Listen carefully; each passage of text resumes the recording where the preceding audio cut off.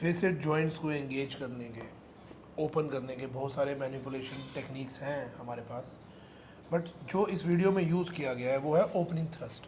मतलब अगर मैंने C3 C4 को अपनी फिंगर टिप्स पे लिया तो मैं जब थ्रस्ट देने लगा हूँ that opens the facet on the opposite side, और जब मैंने सेम साइड में लिया इस डायरेक्शन को फॉलो करते हुए फेसेट को ओपन किया towards the sternum on the same side. Translational thrust from the right facet towards the left facet, going towards the axilla right now, almost without any rotation.